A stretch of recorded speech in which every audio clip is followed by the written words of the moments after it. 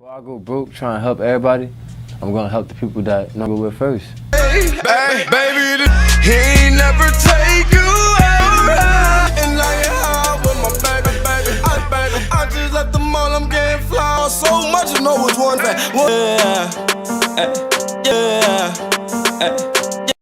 Well, I'm gonna tell you like this.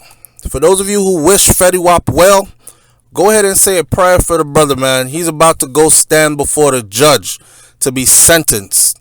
Now, if you've been following this story, you know that Fetty Wap is caught up in the system, and you already know how it goes when you go stand in front of them people and your faith is in their hands. You know what I'm saying? The most you can do is seem as remorseful as possible and pray that they give you some kind of leniency. Because right now, they could throw Fetty Wap under the bus for over a decade. Easy. So here's this story from Consequence. Fetty Wap's lawyer has come forward to say that Fetty Wap actually resorted to selling drugs due to the pandemic. Now, I know a lot of people don't remember that just now, like a year ago, less than a year ago, we were locked down for 2 years. We were in a state of panic, most of us. We were losing people left and right, people dying young and old from the same damn thing. And we were scared to go outside, and a lot of people were laid off. A lot of places closed down. A lot of stuff was going on. We couldn't gather in groups in public. Therefore, businesses that entertained people wasn't making their money enough to pay all their bills. A lot of people became unemployed, and a lot of people hit hard times, right? The people who were lucky were the people who had money coming in and they were resilient throughout. Like, their finances didn't take a hit. But most people's finances took a hit. And apparently, according to Fetty Wap's lawyer, Fetty Wap was no different. There were no opportunity. He says there were no opportunities to perform. Thus, his income was severely limited. So, yeah, people are going to say, so he didn't have any money saved up? Wasn't he making millions? And I try to tell people all the time, somebody making millions doesn't really mean anything if they're spending millions to maintain a certain type of lifestyle. Some people got a lot of people that depend on them. They taking care of 10 different households. You the breadwinner of the family. By default, you supposed to be the person that everybody comes to with their arms stretched out. You can't bless everybody the same, but everybody get blessed even a little bit. So in the end of the day, it stretches your money thin. And you got the big house, the mansion, you got the fancy cars. I mean, he's a rap star. He's a rap star. He's current. He's traveling the world. He's doing shows. He got songs on rotation. He's out there. So he can't look like just the regular old Joe Schmo from the block. He can't show up in the same thing everybody else show up in every day. That's not how the entertainment business goes. So it costs money to look like you got money, to impress people, to sell these records, to uphold this image that they believe in so much, and all that. And his lawyer was saying under the whole lockdown thing we just went through, there wasn't no shows. So he wasn't being booked. Therefore, he wasn't working, which essentially means he was unemployed. Therefore, he had no income coming in. Fetty Wap's attorney has cited the pandemic as one of the alleged origins of Fetty Wap's bi-coastal drug distribution organization that led to his October 2021 arrest on federal drug and conspiracy charges. Through the New Jersey native, Fetty Wap's real name is Willie Jr. Maxwell II. He already pled guilty to conspiracy to distribute and possess controlled substances in August of 2022. Y'all heard what he pled guilty to? Y'all know how this system goes, right? Okay, he already pled guilty to conspiracy to distribute and possess controlled substances in August of 2022. His legal representation has begun to make their case for a 5-year mandatory minimum prison sentence rather than the prosecutor's recommended 87 to 108 months. They trying to hit him with an elbow. Well, an elbow is 25. They trying to give him like a lot of time, right? And his lawyers are trying to get him the minimum, because what he got caught up with is there is a what's called a max minimum on his charge, right? That means the judge cannot go no lower than 5 years. So all the Fetty Wap fans, just know that he is not getting anything lower than 5 years. Right now, his lawyers are trying to make a case where the judge will have some kind of heart and say, okay, I feel your pain, right? You ain't killed nobody, but you were out here doing what you were doing and it's illegal. Since it's your first time and all this, I'm going to hit you with this 5 years so you could go sit down and think about it and rehabilitate your mind, get your mind right, whatever. 5 years is a lot of time, though. I hope he got some music recorded. You know, like Vybz Kartel. Vybz Kartel been in prison for like 11 years now, and nobody puts out more music than Vybz Kartel. So I hope Fetty Wap gets into that type of situation where he could possibly score a hit song and have some money piled up for when he comes out. Because you know, in the entertainment business, you gone for 5 years. Listen, trends, fashions, speech, the way we speak, the lingo changes, everything changes every single year. So you gone for 5 years, you like 5 years behind. It's going to be rough to come back if you don't have any money saved up and people ain't looking at you like you don't have a hit on the radio. You a has-been. So according to the memorandum that was filed on May 17th by his attorney, Elizabeth Macedonio, the reported said that in the XXL that the New Jersey native, which is Fetty Wap, his involvement in the instant offense stemmed from depression and compounding financial obligations exacerbated by the onset of COVID-19.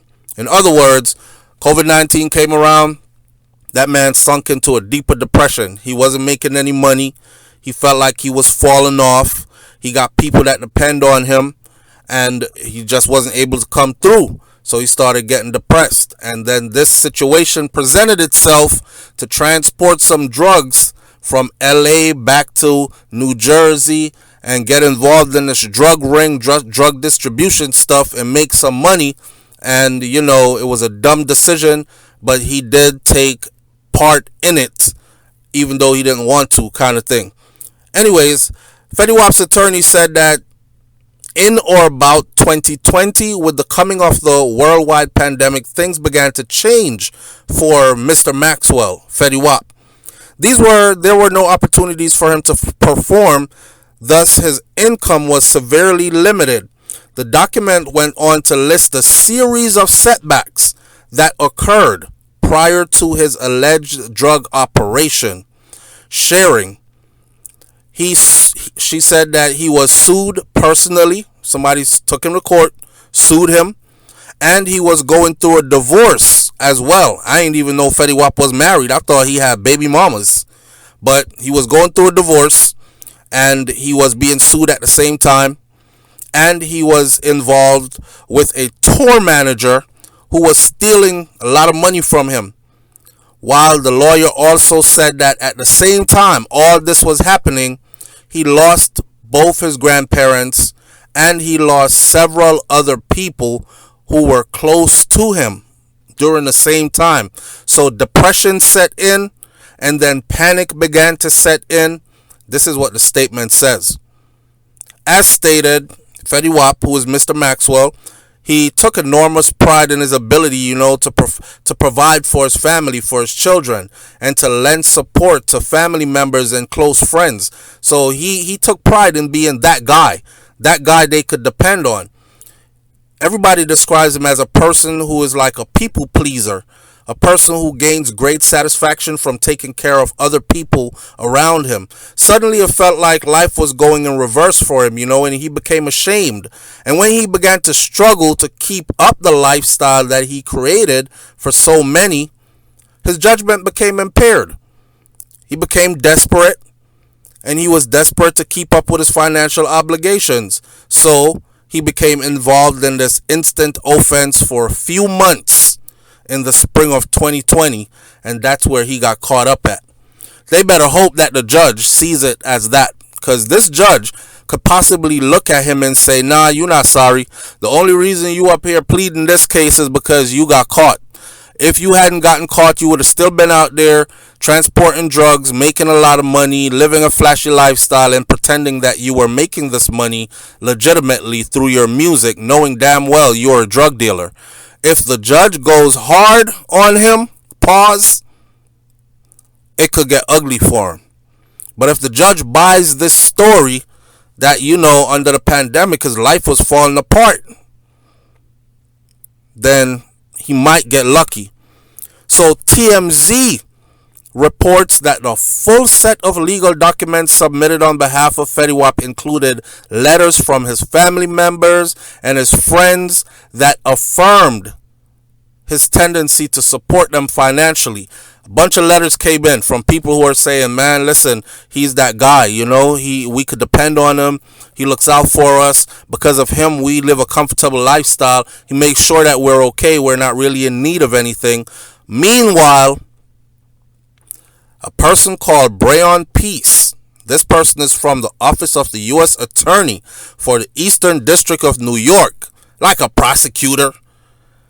And this person argued that Fetty Wap has used and continues to use his fame and his sizable platform and influence to glamorize the drug trade. You got to remember, his biggest song is Trap Queen. Rapper is set to make his next court appearance May 24th of 2023. May 24th of 2023 is just a few days away. He'll be standing in front of the judge. It won't be none of us there but him and the judge, his lawyer, and whoever else is in that courtroom, and them officers that are going to take him away to go put him in that cell where he will begin to do his time. There's no doubt that he's going to prison. He's incarcerated right now. There's no doubt that he's going to prison. There's no doubt that he's going to do a couple of years. We just asking that, you know, he don't get hit with a whole decade and change behind bars. Fetty, good luck to you, bruh. And, you know, we fall down, but we get up. Yeah, like that, you know.